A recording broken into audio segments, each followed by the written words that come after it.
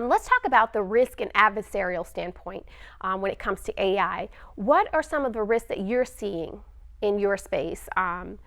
You touched a little bit on it, but what are you seeing in your space with cybersecurity as a result of this advent of AI? Great question. And what we're seeing a lot is that attackers are able to leverage AI when crafting their malware. So sometimes they can use machine learning from an adversarial standpoint.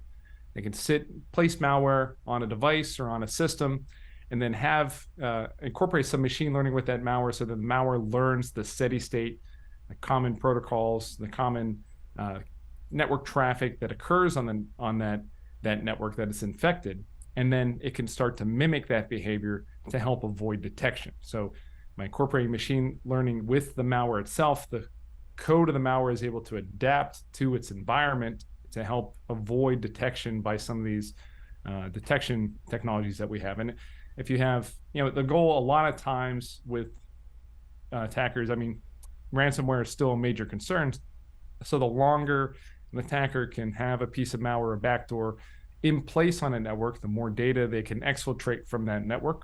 And then usually what occurs after that is once they've exfiltrated the data, they perform a ransomware attack. And normally the defense against a ransomware attack is to restore from backup. But the attackers will do what's known as double extortion a lot of times. They'll not only freeze all the assets or disrupt the network by encrypting all the files, but they'll also threaten to release that information to the public because they've already downloaded the information off-site.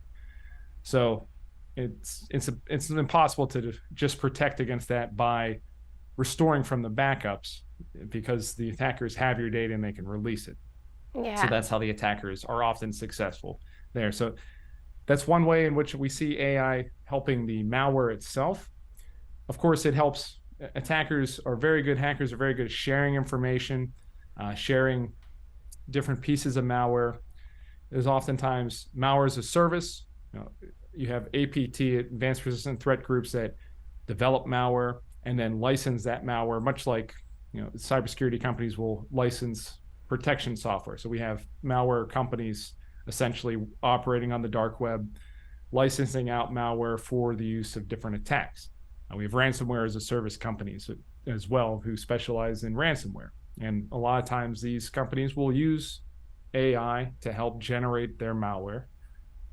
We also see this in the form of social engineering attacks. With popularity of ChatGPT, a lot of companies a lot of hackers who may not have been successful in the past performing social engineering attacks because they weren't able to write effective or convincing letters or text messages, things of this nature. They can simply take the prompts or take the conversation they are having with an employee in an organization and put it into ChatGPT and generate a response, giving ChatGPT some prompts, explaining the course of the conversation. That just feed a very realistic sounding either email correspondence or social media chat to the employee, and then that'll often lead to a further exploit. Now, multiple attacks are perpetrated, starting with a social engineering attack, and ChatGPT is not only used by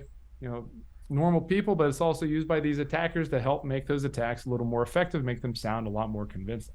Yeah, the days of us telling businesses and consumers to look out for misspellings are probably over due to ChatGPT and the ability to put information in and get intelligibly written information out.